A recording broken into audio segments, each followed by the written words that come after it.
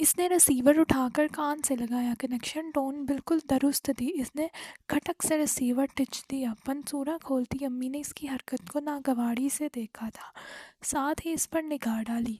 ستا ہوا چہرہ، قدرے مصرف اور بے تحاشا سرخ آنکھیں اور زرد ہوتی رنگت، اور اس کی یہ حالت وہ اس روز سے دیکھ رہی تھی جس سے وہ اکاڑا سے لوٹی تھی۔ وہ کسی بے چین روح کی طرح گھر پھر میں چکراتی پھر رہی تھی، اور اس کا اضطراب اس کی سمجھ سے باہر تھا۔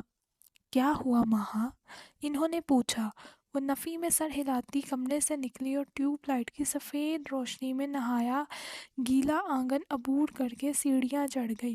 پچھلی رات وقفے وقفے سے بارش برستی رہی تھی، کبھی تیز، کبھی کنمن اور کبھی ہوا کے تیز جھونکوں کے ساتھ بھرپور بوچھار۔ موتیا کا پودا جڑ سے اکھڑ گیا تھا، امرود کی کچھ کمزور شاخیں ٹوٹ گری تھی، اور پچھلی ساری رات اس نے کروٹیں بدلتے گزار دی تھی، حتیٰ کہ اب پہلو میں بھی درد ہونے لگا تھا۔ زین نے ہفتے بھر سے فون نہیں کیا تھا، اور ابو جی بھی موجود نہیں تھے۔ وہ وابڈا کے محکمے سے تعلق رکھتے تھے۔ جس روز وہ اکاڑا سے واپس آئے تھے، اسی شام انہیں پنجاب کی کسی دور دراز گاؤں میں بھجوا دیا گیا تھا۔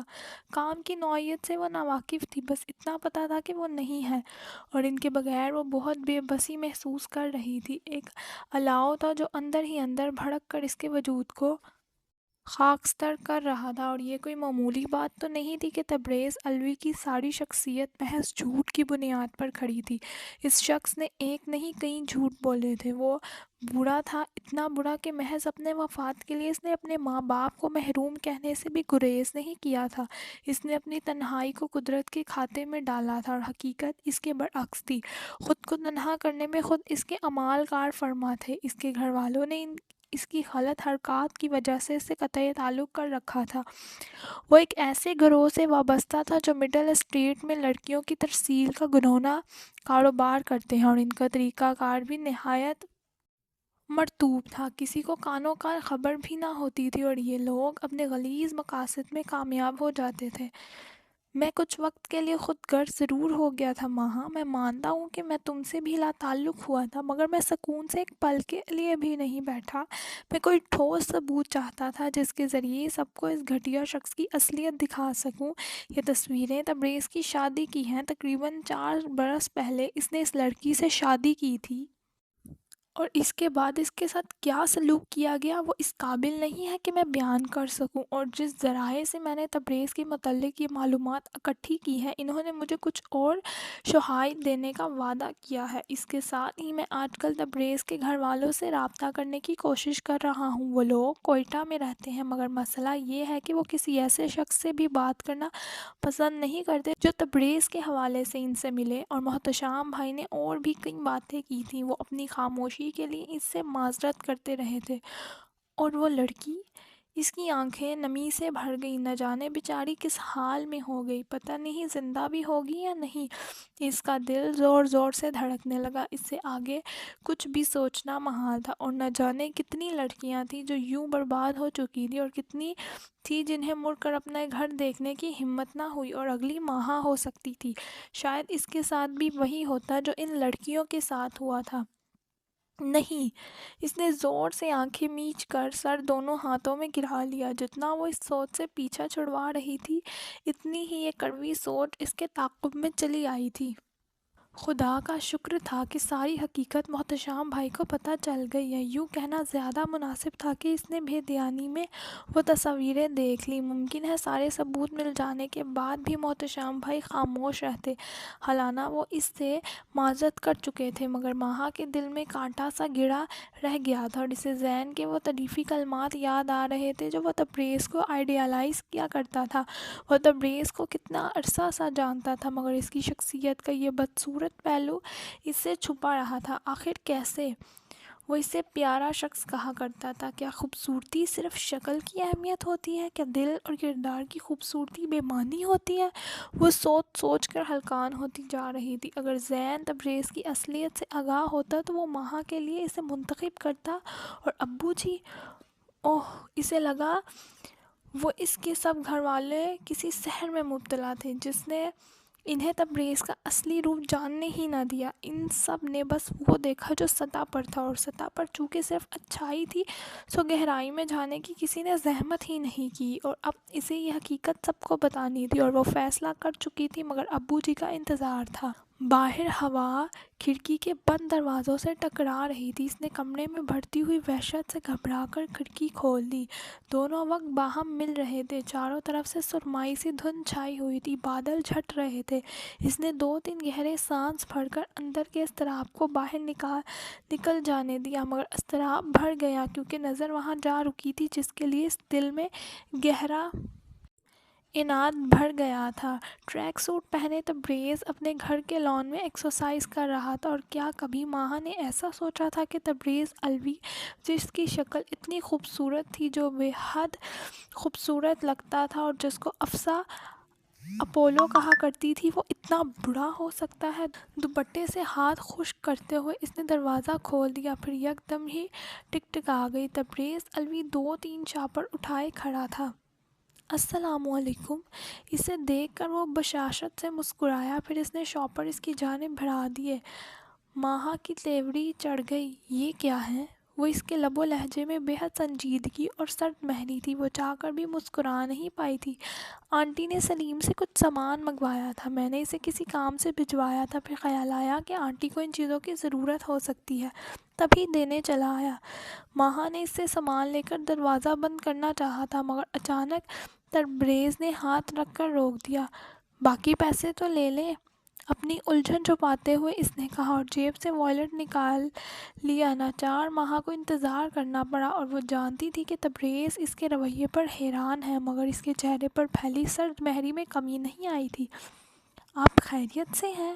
والیٹ میں سے پیسے نکالتے ہوئے اس نے پوچھا۔ جی، ماہا نے اختصار سے جواب دیا، کیونکہ اس کا دل بالکل بھی بولنے کو نہیں چاہ رہا تھا، اور اس شخص نے کسی مہارت سے اپنے چہرے پر شرافت اور اچھائی کا نقاب چڑھا رکھا تھا۔ یہ لے۔ اس نے باقی رقم اس کی جانب بڑھائی۔ ماہا کو اس کے لبوں پر پھیلی مسکراہٹ اور آنکھوں میں ٹھہری نرمی سے بڑی نفرت سی محسوس ہوئی، اور اگر تمہیں یہ پتہ چل جائے کہ میں تمہاری ساری حقیقت سے آگاہ ہو چکی ہوں تو یہ مسکراہٹ بالکل غائب ہو جائے۔ اس نے رقم تبریز کے ہاتھ سے لیتے ہوئے چند ثانیوں میں ہی ایک فیصلہ کیا۔ آپ 1 منٹ رکیں۔ وہ تیز قدموں سے سیڑھیاں چڑھ کر اپنے کمرے میں آ گئی۔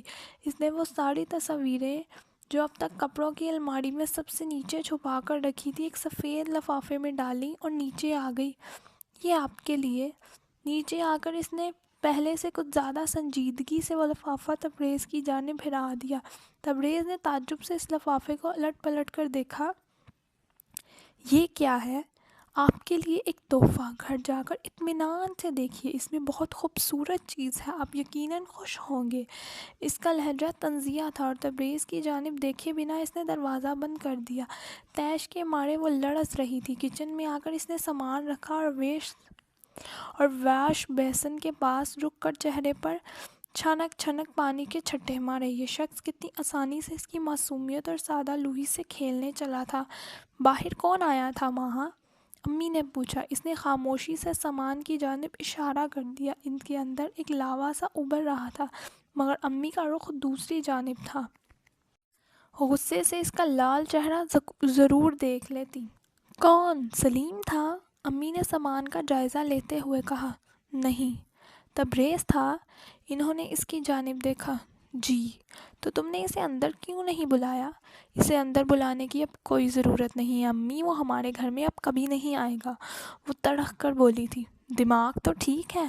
امی نے حیرانی سے کہا۔ میرا دماغ بالکل ٹھیک ہے، اور میں پورے ہوش و حواس میں آپ کو بتا رہی ہوں کہ میں تبریز سے شادی نہیں کروں گی۔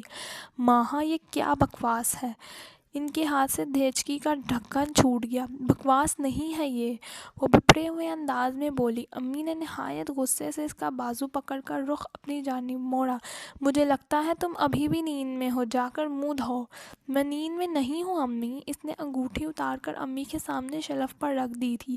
آپ یہ انگوٹھی تبریز کو واپس بھجوا دیں، میں فیصلہ کر چکی ہوں۔ تمہارا دماغ خراب ہو گیا ہے ماہا، رشتے ناتے کوئی بچوں کا کھیل نہیں ہوتے۔ انہوں نے اسے سمجھانے کی کوشش کی، مگر وہ بھڑکی ہوئی تھی۔ انسانوں کی زندگی کو بچوں کا کھیل بنا دینے والوں کے لیے رشتے بھی ایسے ہی ہوتے ہیں۔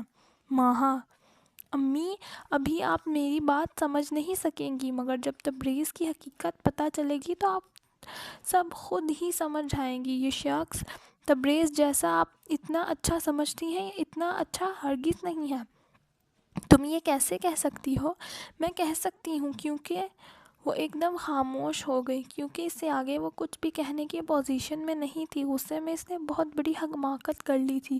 وہ تصویریں تبریز کو دیکھ کر اس نے اپنے ہاتھوں سے ایک واضح ثبوت گنوا دیا تھا، اور اس ثبوت کے بغیر کچھ بھی کہنا بے سود تھا، کیونکہ سب کے سامنے تبریز کا ایک بہترین کردار موجود تھا جسے وہ لوگ تقریباً سال بھر سے پرکھتے آ رہے تھے۔ مگر خیر، محتشم بھائی کے پاس ابھی ثبوت موجود تھے اور ان کے ذریعے سب کو قائل کیا جا سکتا تھا، اور وہ جانتی تھی کہ امی اس کی بات پر یقین نہیں کریں گی۔ صرف ابو تھے جنہیں وہ اپنی بات مؤثر طریقے سے سمجھا سکتی تھی۔ امی اس کی طرف سوالیہ نظروں سے دیکھ رہی تھی۔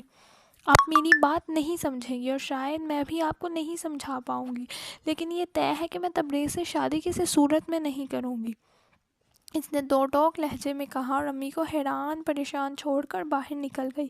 اس وقت فون کی بیل بجی۔ اس نے فون اٹھا لیا۔ ہیلو ماہا، میں تب… اس نے کھٹک سے فون بند کر دیا اور اپنے کمرے میں آ گئی۔ وہ جانتی تھی کہ تبریز اب اسے جھوٹی وضاحتیں دے گا۔ یقیناً یہ بات اس کے لیے پریشانی کا باعث ہوگی کہ اس کی شادی کی تصاویر ماہا کے پاس کیسے آ گئی، اور یقیناً وہ اپنی بازی کے پلٹ جانے پر حیران ہوگا۔ اس کی تصویروں میں بار بار تبریز کی گھبرائی ہوئی شکل آ رہی تھی، اور اس روز بار بار فون کی گھنٹی بجتی رہی تھی اور خاموش ٹیلی فون کالز آتی رہی تھیں۔ ماہا، افسا کا فون ہے۔ کوڑے کاغذ پر آڑی ترچھی لکیریں کھینچتے ہوئے اس نے امی کی آواز سنی تو سب یوں ہی چھوڑ کر وہ نیچے آ گئی۔ دادو جی کے پاس تبریز بیٹھا تھا۔ وہ پل بھر کو رکی، پھر اپنی کیفیت پر قابو پاتی اس کے پاس سے گزر کر کمرے میں چلی گئی۔ اسے افسا سے بات کرنے میں خاصی دشواری کا سامنا کرنا پڑا، کیونکہ ٹیلی فون اسٹینڈ دروازے کے عین سامنے تھا اور دروازے کے باہر تبریز کرسی پر بیٹھا تھا۔ ماہا نے اپنے ارد گرد اس کی نظروں کو محسوس کیا تھا، اور یہ بات اسے سخت الجھن میں ڈال رہی تھی۔ دادو جی اور امی کی پرواہ کیے بغیر وہ بار بار ادھر دیکھ رہا تھا۔ اس نے جیسے تیسے بات ختم کی تھی کہ امی جی اندر آ گئی۔ وہ کچھ بے چین سی لگ رہی تھی۔ تبریز کے سامنے کچھ بھی اول فول بکنے کی ضرورت نہیں۔ غیر محسوس انداز میں اس کے قریب رکتے ہوئے امی نے سخت لہجے میں اسے تنبیہ کی تھی۔ وہ دانت پیس کر رہ گئی۔ دل تو چاہ رہا ہے کہ اسے دھکے مار کر باہر نکالیں، یہاں بیٹھنے کا شوق بھی کسے ہے۔